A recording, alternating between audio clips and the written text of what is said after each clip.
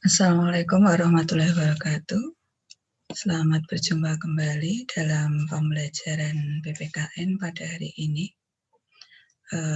Selamat salam sehat untuk semuanya.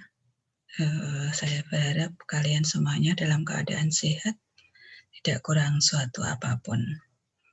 Baiklah anak-anak, sudah siap mengikuti pembelajaran pada hari ini ya. Pada hari ini kita akan melanjutkan pembelajaran pada bab 5. Oke, bab 5. Kemarin kita sudah mempelajari sub A. Hari ini nanti kita akan mempelajari sub B dan C. Ya, terlebih dahulu sebelum pelajaran kita mulai, kita panjatkan puji syukur kehadirat Tuhan Yang Maha Esa atas segala limpahan rahmat dan hidayah-Nya, sehingga pada saat ini kita bisa berjumpa kembali dalam pembelajaran PPKN. Saya ingatkan kembali, di masa pandemi ini, tetap jaga kesehatan, tetap semangat untuk belajar. Oke, pembelajaran hari ini adalah bab 5 sub B, tentang permasalahan dan akibat yang muncul dalam keberagaman masyarakat Indonesia. Sedangkan sub C adalah upaya penyelesaian masalah dalam keberagaman masyarakat Indonesia.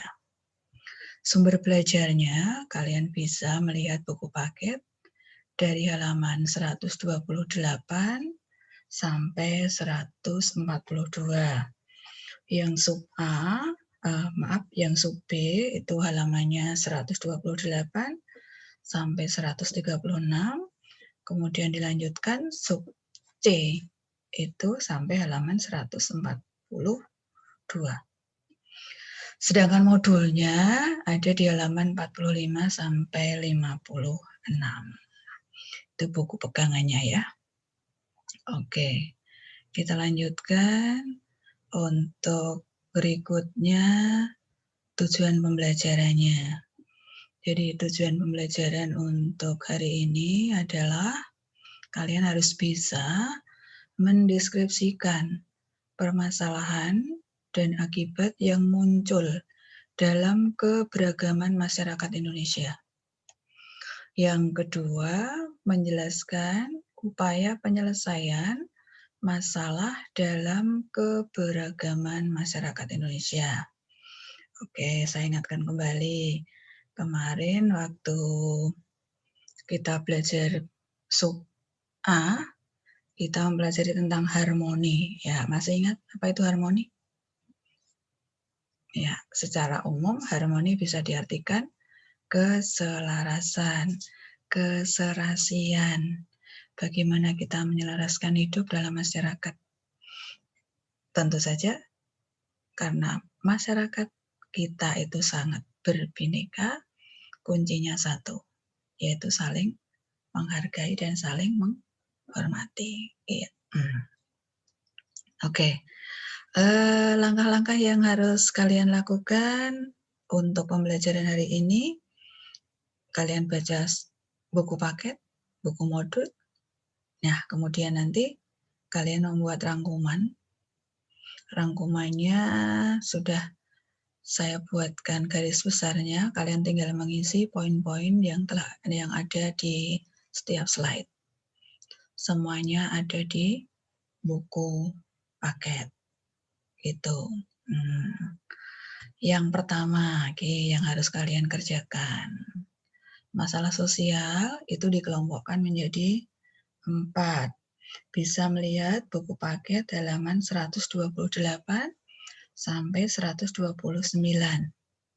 Misalnya yang pertama, yaitu dikelompokkan menurut faktor ekonomi. Tiap-tiap kelompok kalian berikan penjelasan secara ringkas. Begitu? Oke. Selanjutnya, ya, unsur-unsur dari sistem sosial budaya. Unsur-unsur dari sistem sosial budaya. Terdiri dari apa saja? Iya, sumbernya buku paket halaman 129 sampai 136. Unsurnya ada 7. Sudah ketemu ya? Ya. Unsur yang pertama ada sistem agama, kepercayaan atau dinamakan sistem religi, dan upacara keagamaan. Kalian berikan penjelasan secara ringkas setiap sistem, dari nomor 1 sampai nomor 7. Misalnya, sistem religius, kita mengenal berbagai macam agama. Setiap agama memiliki peribadatan yang berbeda-beda. Peribadatan yang berbeda-beda itu di dalam masyarakat Indonesia telah menjadi suatu budaya. Misalnya kita ambil saja umat yang beragama Hindu, khususnya di Bali, untuk upacara pemakaman bagi orang yang meninggal, misalnya dikenal dengan nama ngaben. Nah, itu salah satu contoh sistem religi yang ada di negara kita.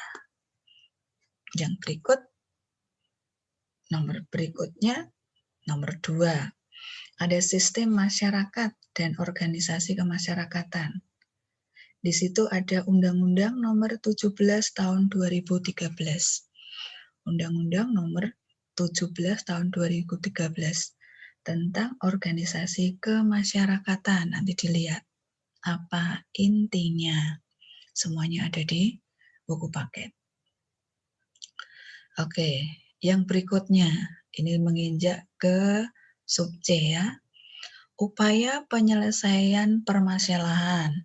Di dalam masyarakat, permasalahan yang ada banyak sekali, dikelompokkan menjadi 3 saja. Oke, kalian nanti mencari upaya penyelesaian. Jadi solusinya apa dalam permasalahan sosial budaya.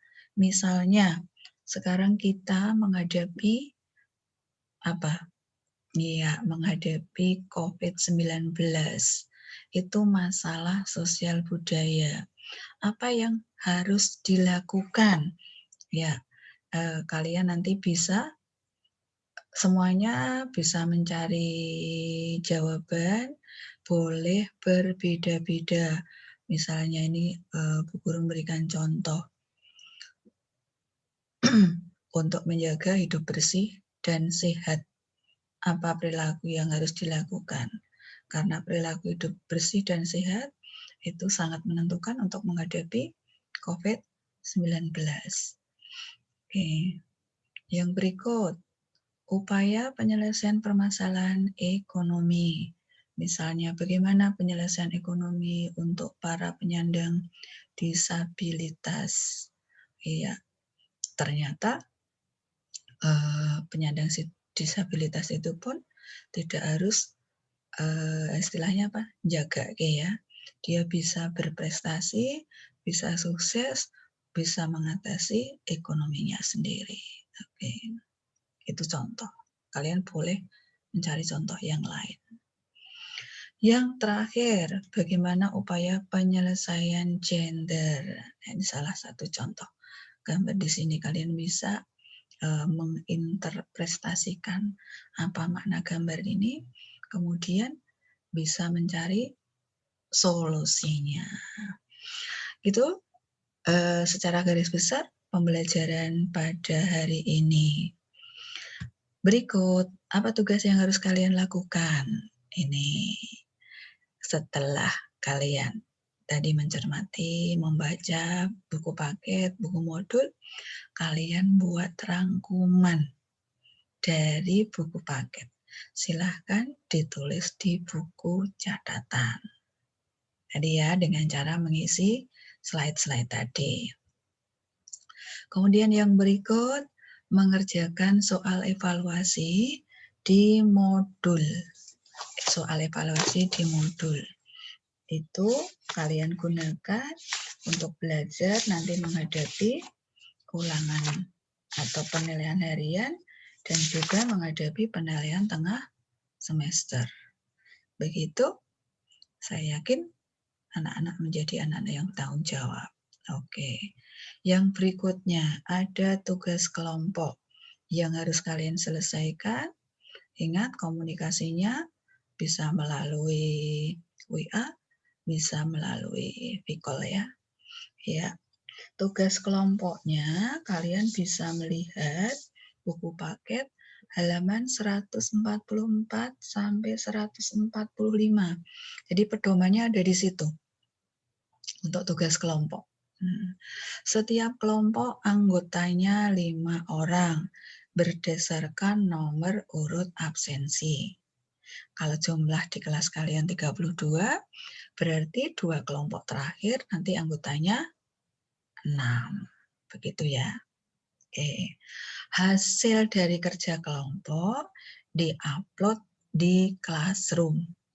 Saya berikan batas waktu yang agak panjang, namun saya berpesan segera diselesaikan agar tidak menumpuk-numpuk tugasnya ya. Jadi minggu ini kalian hari ini bisa menyelesaikan tugas individu, kemudian dilanjutkan dengan tugas kelompok. Begitu ya. Oke, saya harap sebelum ada penilaian tengah semester tugasnya sudah selesai. Meskipun batas waktunya sampai tanggal 13 Maret. Nah, begitu tugas yang harus kalian kerjakan. Selamat untuk belajar, mengerjakan tugas.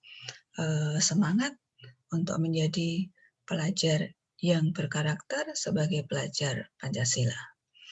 Itu yang bisa Ibu sampaikan. Untuk berikutnya kita lanjutkan di pertemuan yang akan datang dengan materi yang berbeda. Nanti bisa dilanjutkan dengan forum yang berbeda juga. Ada kekurangan dan kesalahan dari saya, mohon maaf. Saya akhiri. Wassalamualaikum warahmatullahi wabarakatuh.